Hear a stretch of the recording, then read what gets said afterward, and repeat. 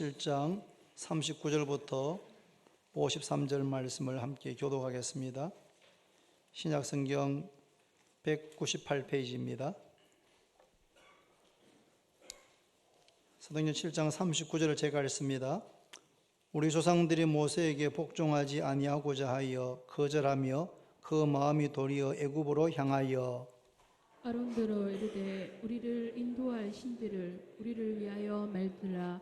애굽 땅에서 우리를 인도하던 이 모세는 어떻게 되었는지 알지 못하노라 하고, 그때 그들이 송아지를 만들어 그 우상 앞에 제사하며 자기 손으로 만든 것을 기뻐하더니 하나님이 외면하사 그들을 그 하늘의 군대 섬기는 일에 버려두셨으니 이는 선지자의 책에 기록된 바 이스라엘의 집이여 너희가 광야에서 40년간 희생과 제물을 내게 드린 일이 있었느냐. 몰록의 장막과 신 레판의 별을 만들었으며 이것은 너희가 절하고자 하여 만든 형상이로다. 내가 너희를 바벨론 밖으로 옮기리라 함과 같으니라. 광야에서 우리 조상들에게 증거의 장막이 있었으니 이것은 모세에게 말씀하시니가 명하사 그가 본 그 양식대로 만들게 하신 것이라. 우리 조상들이 그것을 받아 하나님이 그들 앞에서 쫓아내신 이방인의 땅을 점령할 때에 여호수아와 함께 가지고 들어가서 다윗 때까지 이르니라. 다윗이 하나님 앞에서 은혜를 받아 야곱의 집을 위하여 하나님의 처소를 준비하게 하여 달라고 하다니, 솔로몬이 그를 위하여 집을 지었느니라. 그러나 지극히 높으신 이는 손으로 지은 곳에 계시지 아니하시나니 선지자가 말한 바 주께서 이르시되 하늘은 나의 보좌요 땅은 나의 발등상이니 너희가 나를 위하여 무슨 집을 짓겠으며 나의 안식할 처소가 어디냐. 이 모든 것이 다 내 손으로 지은 것이 아니냐 함과 같으니라. 목이 곧고 마음과 귀에 할 일을 받지 못한 사람들아, 너희도 너희 조상과 같이 항상 성령을 거스리는도다. 너희 조상들이 선지자들 중에 누구를 박해하지 아니하였느냐. 의인이 오시리라 예고한 자들을 그들을 죽였고 이제 너희는 그 의인을 잡아준 자요 살인한 자가 되나니. 같이 읽습니다. 너희는 천사가 전한 율법을 받고도 지키지 아니하였도다 하니라. 아멘. 찬양대 찬양드리겠습니다.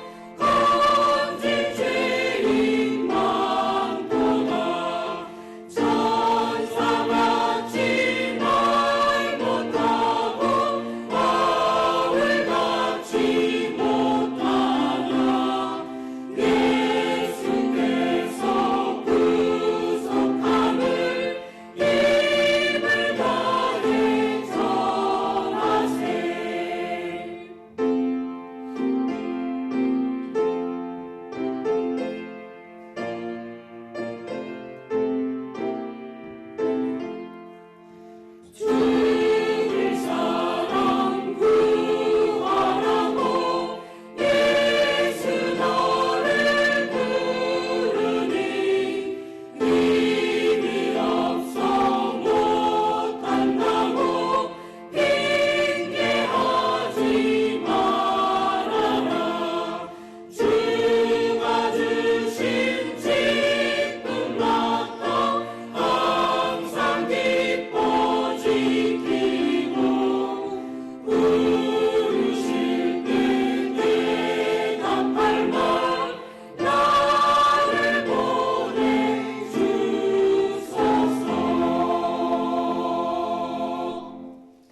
아멘.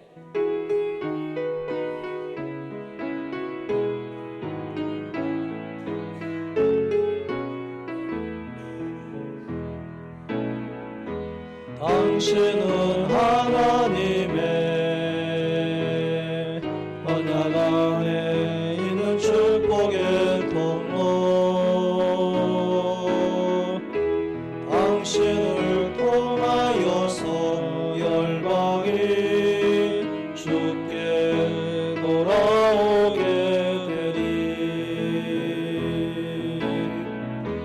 당신은 하나님의 언약 안에 있는 축복의 통로, 당신을 통하여서 열방이 주께 예배하게 되리. 할렐루야. 은혜로운 찬양 감사드립니다. 우리는 지난 3주 동안 그리고 오늘까지 4주간 스데반의 설교에 대해서 함께 묵상하고 있습니다. 스데반은 성령과 지혜와 믿음이 충만했고 사람들에게 칭찬을 듣는 사람이었습니다. 그래서 초대교회가 구제하는 일, 어려운 사람들을 돌보는 일을 맡기기 위해서 7사람을 택했을 때 7사람을 택하여 안수하여 집사의 직분을 맡겼을 때 첫 번째로 피택된 사람이 바로 이 스데반이었습니다. 스데반은 회당에서 지혜와 성령이 충만해서 사람들에게 복음을 전했는데 그 어느 누구도 스데반과 논쟁해서 이길 수가 없었습니다. 그래서 대사장들과 장로들과 서기관들이 거짓 증인을 내세워서 이 사람 스데반이 하나님의 율법과 성전을 모독했다, 신성 모독죄를 지었다라고 고소하게 되고, 그래서 지금 스데반은 산헤드린 공회 앞에 서게 된 것입니다. 대제사장이 스데반에게 이것이 사실이냐, 지금 이 증인들이 지금 너를 고소하는 이 말이 전부 다 사실이냐라고 물었고, 스데반은 자기 자신을 변호하는 데는 별로 관심이 없고 공회에 있는 사람들에게 하나님을 높이고 하나님을 증거하기 시작했습니다. 먼저 스데반은 모든 유대인들이 자신들의 조상으로 그렇게 존경하는 아브라함으로부터 말씀을 전하기 시작했습니다. 하나님께서 아브라함을 갈대아 우르에서 부르셨습니다. 그리고 그와 함께 하시고 그에게 약속을 주셨습니다. 아브라함과 함께 하신 하나님은 그의 아들 야곱과 함께 하셨고, 이삭과 함께 하셨고, 야곱과 함께 하셨고, 그리고 형들이 시기해서 애굽의 종으로 팔았던 요셉과 함께하여서 그의 모든 환난 가운데서 건져 주셨습니다. 여러분, 아브라함과 함께 하시고 이삭과 야곱과 요셉과 함께 하신 하나님은 지금도 살아계시고 우리와도 함께 하시는 줄로 믿습니까? 믿습니까? 예. 아브라함과 함께 하셨던 하나님, 요셉을 그 모든 환난 가운데서 함께 하시고 그를 건지셨던 하나님은 지금도 살아계시고 우리와 함께 하십니다. 하나님이 아브라함에게 약속하신 때가 되어서 모세가 태어나게 하셨고 모세를 바로의 공주의 양자가 되게 했습니다. 모세는 40세가 될 때까지 바로의 왕궁에서 애굽의 모든 학문을 공부해서 말과 행 사이에 능한 그런 탁월한 엘리트, 탁월한 지도자가 되었습니다. 그러나 그 속에는, 모세 속에는 히브리 정신, 이스라엘 백성이라고 하는 정체성을 가지고 있었습니다. 그래서 40세가 되어서 자기 형제들, 이스라엘 백성들을 위해서 뭔가 하려고 하다가 실패했고 미디안 광야로 도망가게 되었습니다. 미디안 광야에서 40년 동안 십보라라고 하는 여인과 결혼해서 장인 이드로의 양떼를 돌보면서 미디안 광야에서 모든 사람들에게 완전히 잊혀진 존재로 40년을 지내게 됩니다.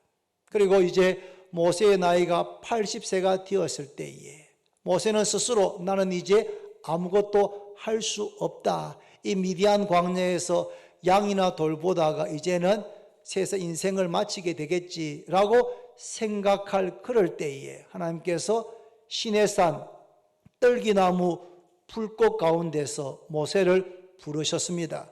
모세야, 모세야, 내 발에 신을 벗어라. 너가 선 땅은 거룩한 땅이니 내 발에서 신을 벗어라. 이제 내가 너를 애굽으로 보내리라. 한번 따라합시다. 이제 내가 너를 애굽에 보내리라. 모세는 자기가 40세 때 모든 공부, 모든 준비가 마치고 그 마음속에 열정과 열심이 있을 그때 자기 민족을 위해서 뭔가 할 수 있는 때라고 생각했지만 그때는 하나님의 때가 아니었습니다. 그런데 모세의 나이가 80세가 되었을 때 자기 스스로 나는 너무 나이가 많고 늙어서 이제는 아무것도 할 수 없다고 생각할 그때 하나님께서 모세를 부르시면서 이제 지금 내가 너를 애굽에 보낸다. 그때가 바로 하나님께서 예정하신 때인 줄로 믿으시기를 바랍니다. 하나님께서 우리를 부르실 때에 어떤 종류로든지 간에 우리를 부르실 때에 나는 뭐 나이가 너무 많아서 나는 뭐가 해서 못하겠습니다. 그렇게 반응하지 말고 하나님께서 나같이 부족한 사람을 쓰시려고 나를 부르시는가. 그렇게 하나님의 부르심의 음성에 귀를 기울이고 순종하시는 여러분과 저가 되기를 바랍니다. 이때부터 하나님께서 모세를 40년 동안 이스라엘 백성을 애굽에서 출애굽하게 하셔서 홍해바다를 건너고 40년 동안 애굽과 홍해와 광야에서 기사와 표적을 행하시는 그러한 하나님의 사람으로 모세를 사용하시는 것을 볼 수가 있습니다.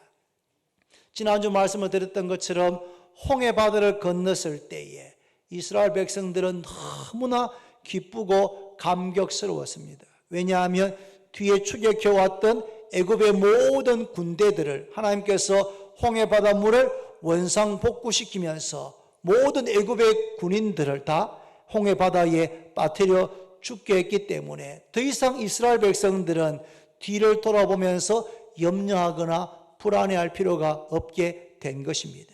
그런데 홍해바다를 건넌 그 기쁨도 잠시였고 3일 동안 수르 광야를 지내면서 물이 하나도 없었습니다. 3일 동안 물을 발견하지 못했습니다. 그러다가 마침내 3일째 되는 날 물을 발견했습니다. 얼마나 기뻤겠습니까?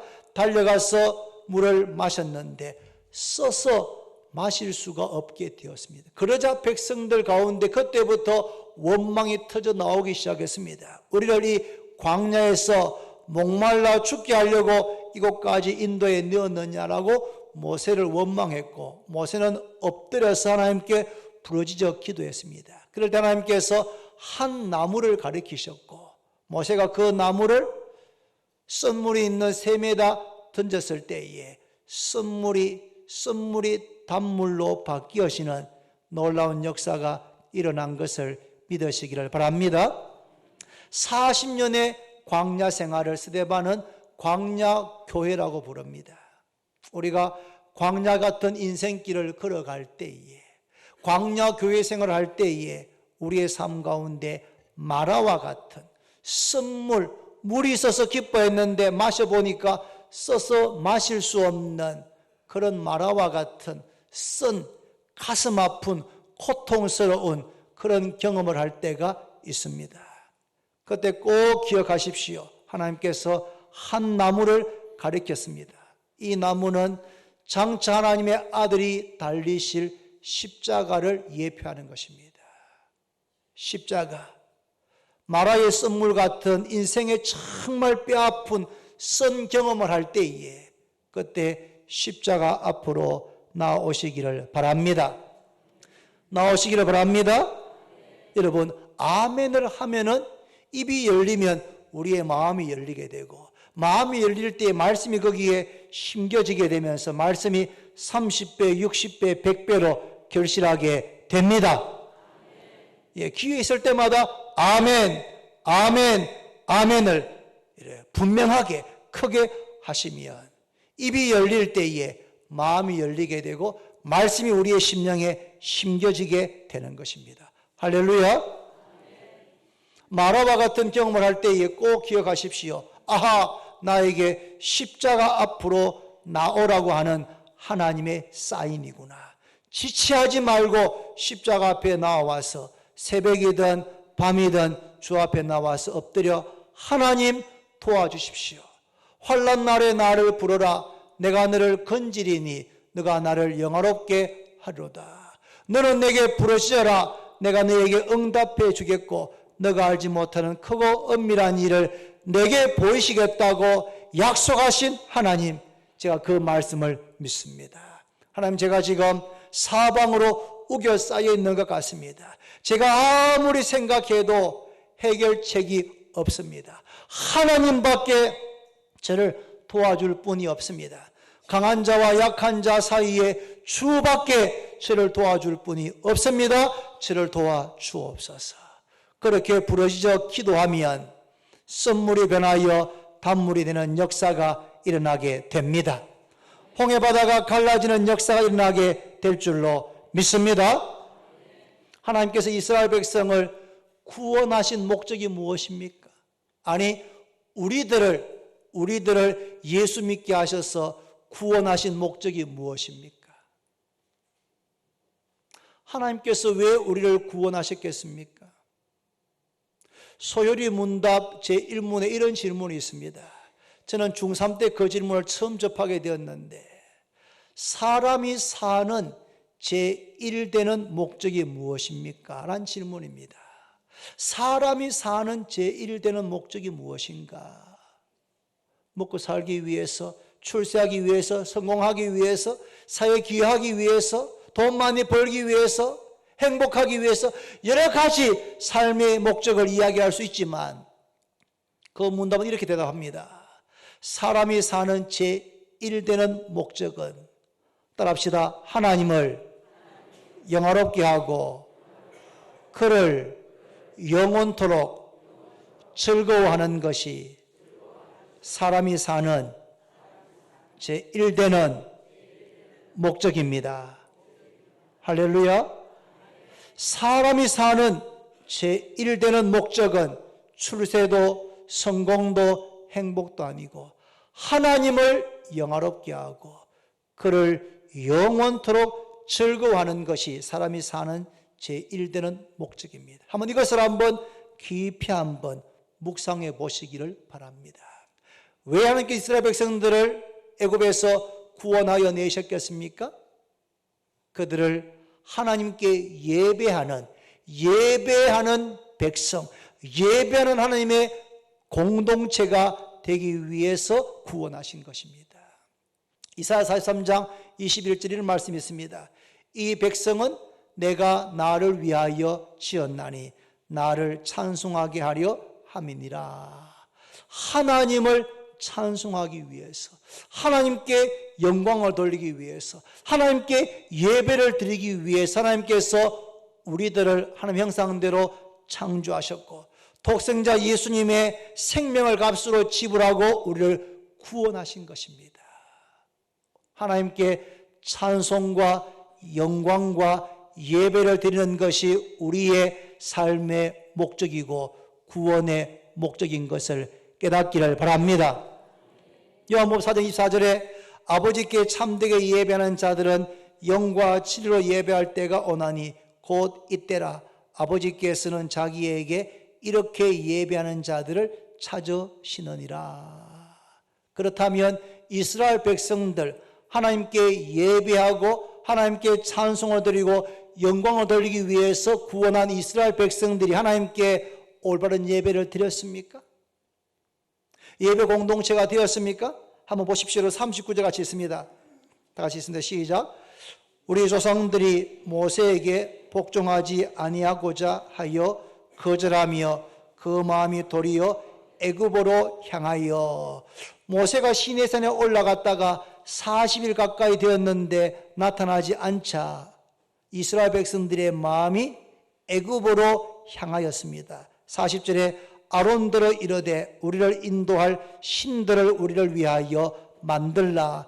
애굽 땅에서 인도하던 이 모세는 어떻게 되었는지 알지 못하노라 하고, 40일이 되어도 모세가 내려오지 않자 모세가 죽었는지 살았는지 알 수 없다고 하면서 아론에게 우리를 인도할 신들을 우리를 위해서 만들라, 그렇게 압력을 넣었습니다. 41절입니다. 그때에 그들이 송아지를 만들어 그 우상 앞에 제사하며 자기 손으로 만든 것을 기뻐하더니, 결국 이스라엘 백성들은 시내산에서 모세가 내려오지 않자 금으로 송아지 형상을 만들었습니다. 그리고 이 금송아지가 우리를 애굽에서 인도하여 낸 여호와다, 그렇게 하면서 그 앞에 제사하고 춤추고 뛰놀면서 기뻐하고 즐거워했습니다. 이런 이스라엘 백성들 향해서 아모스 선지자가 이렇게 말씀합니다. 42절 하반절에 보시면, 이는 선지자의 책에 기록된 바 이스라엘 집이여 너희가 광야에서 40년간 희생과 제물을 내게 드린 일이 있었느냐. 너희가 광야에서 40년간 희생과 제물을 내게 드린 일이 있었느냐라고 묻는 것은 드린 일이 없다는 것입니다. 여러분, 이스라엘 백성들이 40년 동안 광야에서 양을 잡고 염소를 잡아서 하나님께 속죄제, 화목제, 각양 제사를 드렸습니다. 그런데 하나님께서는 40년간 광야에서 내게 희생과 제물을 내게 드린 일이 있었느냐? 없었다라고 말씀하십니다. 제사를 수없이 반복해서 드렸지만 하나님께서 그 제사를 받지 않으셨습니다. 왜냐하면 그들의 제사 가운데 그들의 마음, 그들의 중심이 담겨있지 않았기 때문입니다. 이번 주 수요일에 설교할 내용이지만 아벨과 가인은 형제입니다. 아담과 하와의 아들들입니다. 그런데 그 아들들이 같은 날 각기 제사를 드렸습니다. 하나님께서 아벨과 그의 제물은 연락하시고 가인과 그의 제물은 연락하지 않으셨습니다. 제사라고 예배라고 무조건 다 받으시는 것이 아닙니다. 오늘 주일날 오전 11시 예배에 나오신 것 정말 귀하고 잘하셨습니다. 그런데 여기서 꾸벅꾸벅 졸다가 가신다면 그 예배 하나님께서 받으셨겠습니까?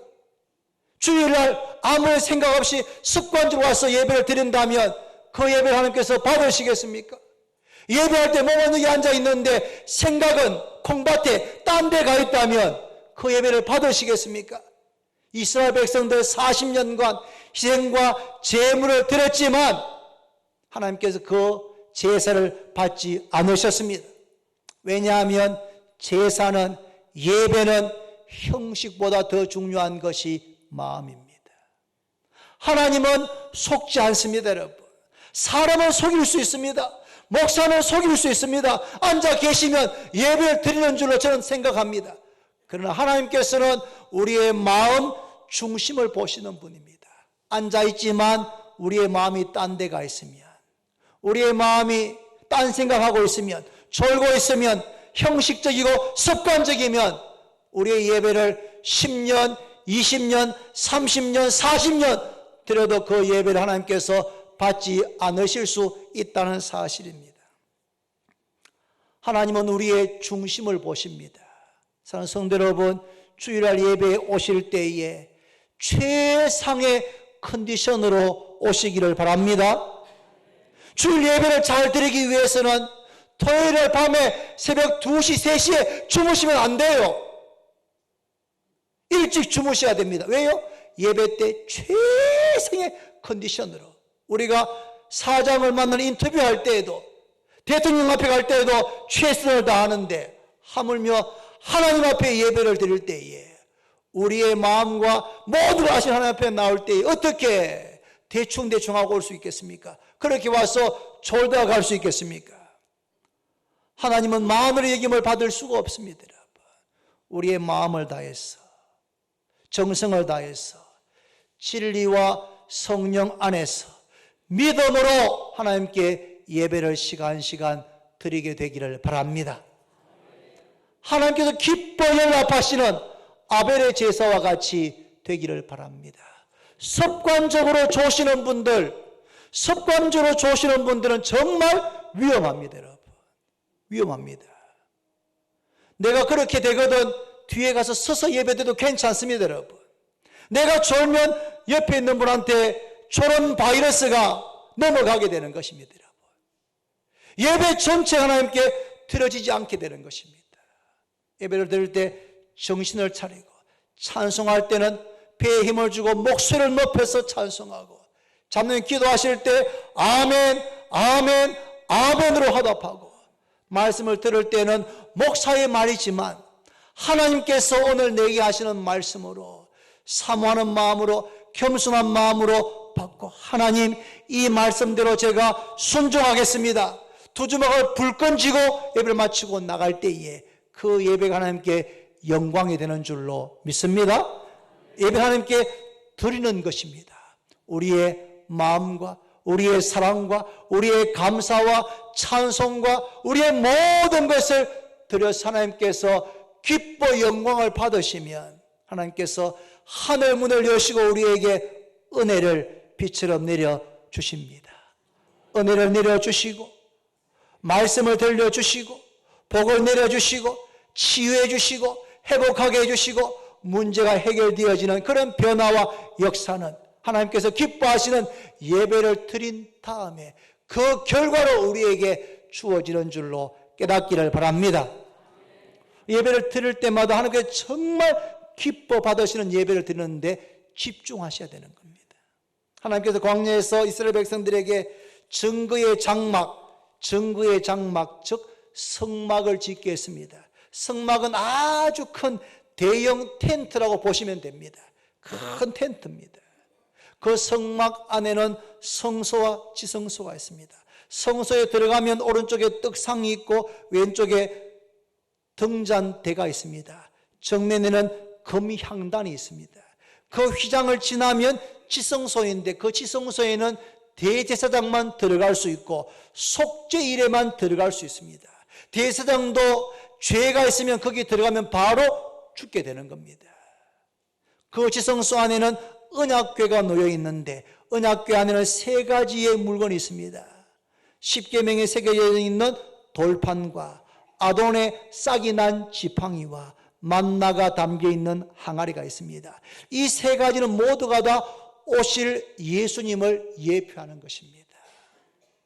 돌판은 말씀이 육신이 되어 이 땅에 오신 예수님을 예표합니다. 아론의 쌍난 지팡이는 부활이요 생명이신 예수님을 예표합니다. 만나가 담겨있는 항아리는 생명의 떡이신 우리의 영혼의 양식이신 예수 그리스도를 예표하고 있는 줄로 깨닫기를 바랍니다. 이 성막은 이스라엘 백성들이 텐트를 칠 때에 이 성막을 먼저 세웁니다. 그러면 성막을 중심에서 동서남북으로 3개 지파씩 질서정연하게 텐트 진을 칩니다. 그리고 모든 텐트의 출입문은 성막을 향하도록 그렇게 텐트를 세웠습니다. 문을 열면 바로 성막이 보여지도록 그렇게 세웠고 이스라엘 백성들이 이동할 때도 항상 그 성막을 맨 레위인들이 그 이스라엘들이 이동하는 중앙에 서서 이동하게 되어 있습니다. 무슨 의미입니까? 성막이 하나님의 임재가 예수님의 임재가 우리의 삶의 항상 중심이 되어야 될 줄로 깨닫습니다. 예수 그리스도의 임재, 임마누엘, 하나님의 임재가 우리의 삶의 중심이 되어야 됩니다. 말씀이 중심이 되어야 되고 교회가 중심이 되어야 되고 하나님이 우리의 삶의 중심이 되어야 될 줄로 믿습니다. 요단강을 건널 때 언약궤를 맨 제사장들이 발이 요단강물에 잠길 때, 그때는 추수할 때여서 물이 요단강 언덕에 흘러 넘치는 수량이 아주 많을 때입니다. 장정들도 건너기 어려운 그러한 때인데 제사장들 언약궤를 메고 발을 거기에 잠글 때 그렇게 흘러내리던 요단강물이 끊어지게 되었습니다. 멈추게 되었습니다. 그리고 마치 벽처럼 거기에 쌓이게 되고 언약궤를 맨 제사장들이 요단강 가운데에 딱 버티고 서 있을 때에 200만 명이 넘는 이스라엘 백성들이 그 마른 땅을 밟고 요단강물을 다 건너는 역사가 일어났습니다. 할렐루야. 여리고성을 함락할 때에도 6개의 지파가 앞서고 그 앞에는 제사장들이 양각 나팔을 불고 가운데 언약궤를 맨 제사장들이 가고 그리고 뒤에 6지파가 하면서 하루에 한 바퀴씩 6일을 돌고 7일째 7바퀴를 돌고 제사장들이 양각 나팔을 크게 불 때에 여호수아가 외치라 그렇게 명령하자 모든 이스라엘 백성들이 일제히 여리고성을 무너져라 그렇게 외칠 때에 견고한 여리고성이 무너지게 된 줄로 믿으시기를 바랍니다.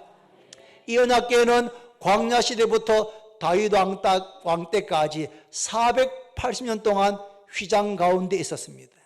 그런데 다윗이 왕이 되고 나니까 자기는 백향목으로 지은 아름다운 왕궁에 가는데 하나님의 임재를 상징하는 언약궤가 텐트 안에 휘장 안에 있는 것이 너무너무 송구스러웠습니다. 여러분, 우리도 다윗 같은 마음을 가지기를 바랍니다. 내가 가지는 것보다도 교회에게 더 귀한 것, 더 좋은 것을 하고 싶어하는 그런 마음을 갖는 것 참 귀한 마음입니다. 그래서 다윗이 선지자를 불러서 그 마음을 전했습니다. 그런데 하나님께서 다윗의 그 마음은 받으셨습니다. 내가 너의 마음, 나를 위해서 집을 짓고 싶어하는 마음은 내가 받는다. 그런데 성전 건축하는 일은 너가 하지 못하고 네 아들 솔로몬 때에 그 일을 하게 될 것이다. 다윗은 평생 성전 건축할 수 있는 모든 자재들을 준비하는데 그의 모든 힘을 다 쏟았고 그의 아들 솔로몬 때 되어서 성전을 너무나 아름답게 18만 명이 넘는 사람들이 동원되어져 가지고 7년 동안 너무나 웅장하고 아름다운 예루살렘 성전을 지어서 하나님께 바치게 됩니다. 그런데 한번 보십시오, 여러분. 48절부터 50절 같이 한번 읽겠습니다, 여러분. 48절부터 50절 같이 있습니다. 시작. 그러나 지극히 높으신 이는 손으로 지은 곳에 계시지 아니하시나니 선지자가 말한 바 주께서 이러시되 하늘은 나의 보좌요 땅은 나의 발등상이니 너희가 나를 위하여 무슨 집을 짓겠으며 나의 안식할 처소가 어디냐 이 모든 것이 다 내 손으로 지은 것이 아니냐 함과 같으니라. 아멘. 지극히 높으신 이는 손으로 지은 곳에 계시지 아니하시나니. 여러분, 하나님은 우주 만물을 창조하셨고 우주 만물보다 더 크고 위대하신 것이 하나님이신 것을 믿습니까? 그 하나님께서 사람이 지은 그 성전 집에 거기에 하나님을 다 모실 수가 있겠습니까? 지극히 높으신 이는 손으로 지은 곳에 계시지 아니하신다. 하나님은 어디에나 계십니다. 하나님은 무소부재, 없설무 장소소 부재, 계시지 않는 곳이 없다. 좀 어려운 말이지만 이런 말 어릴 때 들었습니다. 무소부재하신 하나님, 어디에나 계시는 하나님.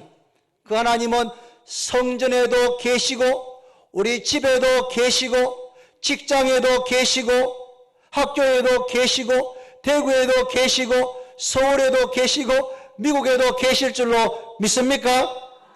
그런데 성전을 아름답게 짓고 나니까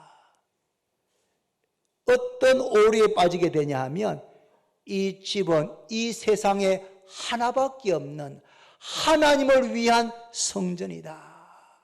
여기에서 드리는 제사만 유효하고 여기에 와서 드리는 기도만 유효하고 하나님이 마치 그 성전 안에만 계시는 것 같이 하나님을 제한시키는 그런 잘못을 이스라엘 백성들이 범했던 것입니다.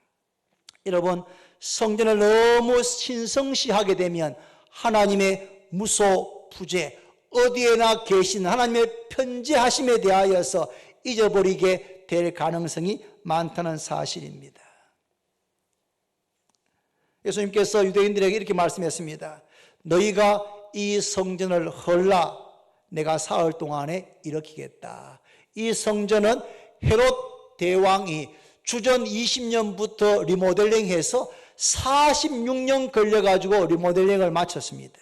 그래서 유대인들의 자부심입니다. 예루살렘 성전은 이스라엘 백성들의 자부심이었는데 예수님께서 이 성전을 헐라 내가 사흘 만에 일으키겠다. 그렇게 유대인들이 발끈했습니다. 이 성전을 46년 동안 리모델링 했는데 네가 3일 만에 일으킨다고 하면서 예수님을 아주 비난했습니다. 예수님은 이때 건물된 성전을 말씀하신 것이 아니고 성전된 자기 육체를 말씀하신 것입니다. 이 성전, 여러분, 전구의 장막이나 예루살렘 성전은 모두가 다 그림자이고 예표입니다. 예수 그리스도가 진짜이고 실상인 것을 깨닫기를 바랍니다. 예수님께서 운명하셨을 때 예루살렘 성전의 휘장 위에서부터 아래로 찢어졌습니다. 하나님께로 나아가는 새로운 살 길이 열려진 것입니다. 내가 진실로 진실로 너에게 이르노니 내가 곧 길이요 진리요 생명이니 나로 말미암지 않고는 아버지께로 올 자가 없느니라. 예수님이 하나님께로 나아가는 유일한 길이요 유일한 진리요 유일한 생명이신 것을 믿습니까? 전교의 장막도 예루살렘 성전도 모두 다 오실 메시아 예수님을 예표한 것입니다. 예수님께서 오셔서 죽으시고 부활하심으로 구원이 완성된 것입니다. 그러면 더 이상 성전이 필요가 없게 되는 것입니다. 우리 교회도 온 성도들이 마음을 다 같이 해서 땀을 흘리고 눈물을 흘리고 기도하고 헌신해서 이 새 예배당을 건축했습니다. 2015년 2월 28일 날 입당해서 벌써 4년 7개월이 지났습니다. 이 예배당은 우리 교회 성도들의 자부심이고 감사와 기쁨의 제목인 줄로 믿습니다. 믿습니까? 예배당은 성도들이 모여서 예배드리고 교제하고 식사하고 양육하고 교육하기 위해서 아주 소중한 공간입니다. 이 예배당은 우리가 함께 모여서 예배드리고 서로 교제하고 교육하고 다음 세대를 양육하기 위해서 너무나 필요한 너무나 중요한 그러한 건물이고 공간입니다. 그러나 이 교회 건물을 우리가 신성시하게 되면 이 건물을 너무 지나치게 신성시하게 되면 유대인들이 예루살렘 성전을 너무 신성시해서 예루살렘 성전에 와서만 예배해야 되고 여기서만 기도해야 되고 여기만 하나님이 계신다고 했던 그러한 잘못을 우리도 똑같이 범할 수가 있다는 사실입니다. 성도들의 피와 땀과 눈물로 세워진 이 예배당은 우리가 아끼고 사랑하고 소중하게 여겨야 되지만 자자손손이 물려줘야 되지만 이 건물 자체가 신성한 것이 아니고 이 건물은 건물일 뿐이고 우리들이 성전이고 교회입니다. 우리가 성전이고 교회입니다. 한번 따라할까요? 너희가 하나님의 성전인 것과 하나님의 성령이 너희 안에 거하시는 것을 알지 못하느냐. 우리가 바로 성전이고 우리가 바로 교회입니다. 왜냐하면 우리 안에 하나님의 영이신 성령께서 우리 안에 계시기 때문에 우리가 진짜 성전, 우리가 진짜 교회입니다. 함께 성도가 두세 사람 모이는 사랑방 역시 성전이고 교회이고, 전도 역시 성전이고 교회입니다.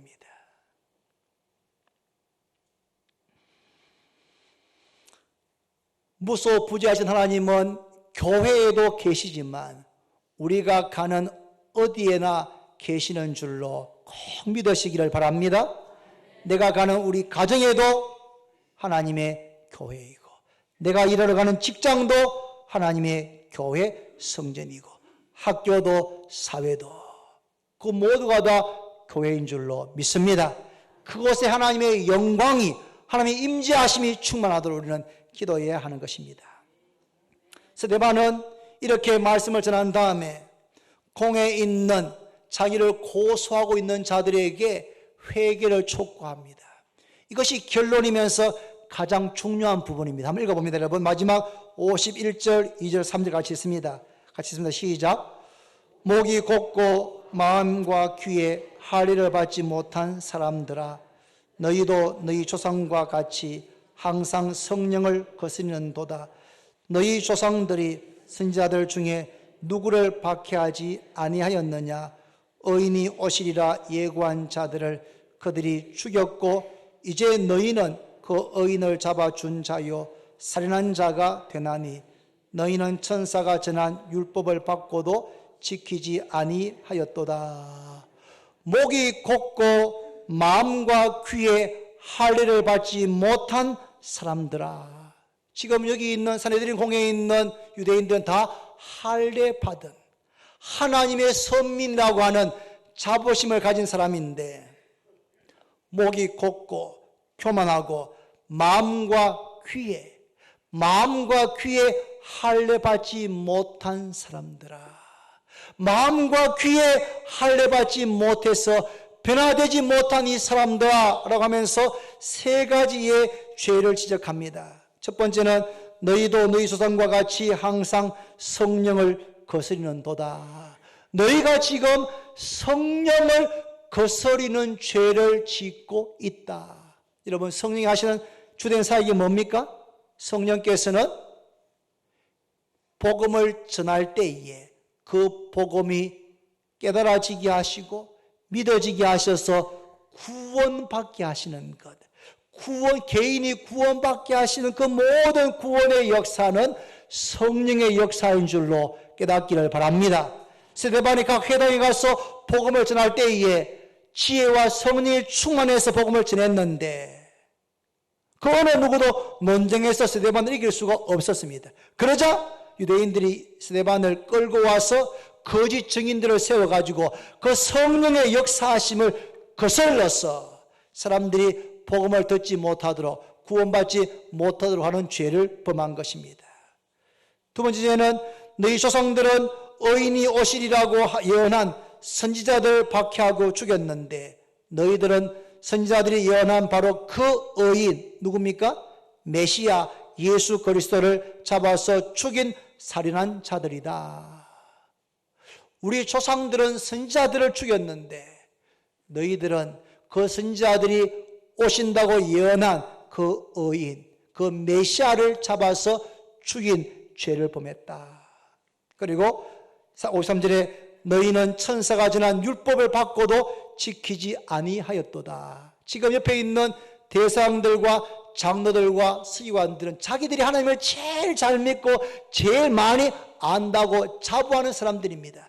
그들에게 너희는 천사가 전한 율법을 받기는 받았지만 지키지 아니하는 죄를 범했다라고 지적하고 있습니다. 스데반이 공회에서 하나님을 전가한 이유는 그들을 정죄하기 위해서가 아니었습니다. 그것은 바로 그들을 회개케 하기 위해서입니다. 여러분, 오늘 이 스데반의 설교의 마지막 네 번째 시간인데, 이 말씀은 2000년 전 산헤드린 공회에서 스데반이 전한 말씀이지만 성령께서 오늘 이 본문을 통하여서 우리에게 회개를 촉구하시는 줄로 깨닫기를 바랍니다. 우리가 무슨 죄를 지었습니까? 하나님께서 기뻐 받으시는 예배를 드리는 참된 예배자가 되게 하기 위해서 우리를 창조하셨고 구원하셨는데, 우리는 형식적인 예배자가 되지 않았습니까? 예배 자리에 나오기는 나오지만 하나님께서 도저히 받을 수 없는 그런 예배를 주일날 드리고 돌아가지는 않습니까? 하나님은 속지 않으십니다. 여러분, 회개해야 됩니다.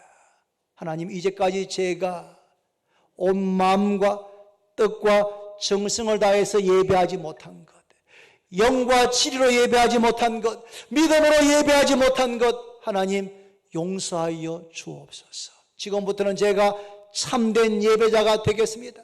찬송을 부를 때 목소리 높여서 찬송하고, 기도할 때마다 아멘으로 화답하고, 말씀을 들을 때는 하나님께서 내게 주시는 말씀을 그렇게 듣고 그 말씀대로 순종하며 살겠습니다. 참된 예배자가 되겠습니다. 저를 불쌍히 여겨 주옵소서. 하나님은 여러분 어디에나 계십니다. 아니 계신 곳이 없습니다. 그런데 이제까지 우리가 마치 하나님은 교회에만, 이 예배당에만 있는 것처럼 생각하면서 가정에서나 직장에서나 사회에서는 내가 아무렇게나 말하고 아무렇게나 행동하진 않았습니까? 하나님께서 거기 계시지 않는 것처럼, 여러분, 하나님은 교회에도 계시지만 집에도 직장에도 학교에도 사회에도 어느 곳에나 아니 계신 곳이 없습니다. 우리가 하늘 끝에 올라가도 바다 끝에 가도 하나님은 거기에 계십니다. 하나님을 피할 수가 없는 겁니다. 우리가 이번 그 하나님 앞에서 코람되어 하나님 존전에서 내가 일을 할 때 하나님께서 여기 계신다고 하는 그러한 믿음, 그런 의식을 가지고 살아가는 우리가 되기를 바랍니다. 여러분, 성령을 거스리면 안 됩니다. 우리 안에 성령께서 우리 마음속에 감동하시고 감화하시고 깨닫게 하시고 역사하실 때가 있습니다. 여러분, 때로는 우리에게 기도해라 그렇게 감동하실 때가 있고, 때로는 우리에게 말씀을 읽어라 감동할 때가 있고, 때로는 우리에게 누구를 용서해라 먼저 다가가라 그렇게 우리 마음에 감동하실 때가 있는데, 그런 성령의 감동과 역사를 제한하지 않기를 바랍니다. 하나님의 말씀을 받았지만 지키지 않았는 그런 잘못은 없습니까? 지금 유대인들은 말씀을 받는, 말씀을 제일 잘한다고 자랑했던 장로들과 서기관들이었지만 그들은 정작 말씀을 지키지 않았습니다. 여러분, 말씀을 듣고 준행하지 않는 사람은 마치 그 집을 모래 위에 세운 어리석은 사람과 같다고 했습니다. 말씀을 듣기는 듣는데 순종하지 않으면, 지키지 않으면 우리의 마음이 어떻게 되는지 압니까? 점점 교만해지고 점점 우리 목은 고다지고, 목이 고다집니다. 제가 지난주에 엑스레이를 찍었는데 제 목이 일자목이 1.5. 깜짝 놀랐습니다. 목이 곧은 백성. 목이 곧은 목사가 됐습니다. 큰일 났다. 원래 목이 이렇게 C자가 돼야 되는데 목이 일자가 되어 있는 겁니다. 여러분, 목이 고다지면, 우리가 말씀을 듣고 순종하지 않으면 지식은 우리를 교만하게 만듭니다. 여러분, 말씀을 듣고 순종해 보면 얼마나 자기를 부인하고 주님 따라가는 것이 어려운지를 깨닫게 되면 우리의 마음이 교만할 수가 없는 겁니다. 말씀했습니다. 여러분, 하나님 오늘 우리에게 회개할 것을 말씀하십니다. 만일 우리가 우리 죄를 자백하면, 회개하면 그는 미쁘시고 의로우셔서 우리 죄를 사하시고 우리를 모든 불의에서 깨끗게 하신다고 약속했습니다. 우리의 죄가 주홍같이 붉어도, 우리의 죄가 도저히 용서받지 못할 것 같은 그런 죄라 할지라도 그 죄를 자백하고 회개하면 하나님은 자비로우시고 은혜가 풍성하셔서 우리의 모든 죄를 사하시고 흰눈같이 양털같이 깨끗게 하실 줄로 믿습니다. 성령이여 강림하사 나를 감화하시고 애통하며 회개할 마음 충만하게 주옵소서. 성령이여 강림하사 나를 감화하시고 애통하며 회개할 마 충만하게 해 주옵소서. 우리가 성령의 도우심으로 회개하기만 하면 하나님과 우리 사이에 막힌 죄의 담이 허물어지게 되고, 회개하기만 하면 기도가 응답되기 시작하고, 회개하기만 하면 말씀이 새롭게 들려지게 되고, 우리의 삶 가운데 하나님의 능력과 사랑을 경험하게 될 줄로 믿습니다. 우리의 기도 제목은 성령이여 강림하사 저에게 애통하며 회개할 마음 주시기를 기도하는 우리 모두가 다 되기를 바랍니다. 기도드립니다. 하나님 아버지 감사합니다. 스데반이 전했던 이 말씀을 함께 묵상하며 이 말씀을 오늘 우리에게 주시는 말씀으로 받습니다. 하나님, 주일마다 예배는 드렸지만 40년 동안 광야에서 드렸던 희생과 제물을 내가 받지 아니했다 말씀하셨던 것처럼 하나님께서 받지 않는 예배를 드리는 것이 아니고 하나님께서 기쁘게 받으시는 아벨의 제사와 같은 예배를 매 주일마다 매 시간마다 드리는 저희들 되게 하여 주시기를 원합니다. 하나님은 교회에만 계시는 것이 아니고 집에도 계시고 직장에도 계시고 내가 아무도 없는 곳에 있어도 거기에도 계시는 줄로 기억하면서 사는 저희들 되게 하여 주옵소서.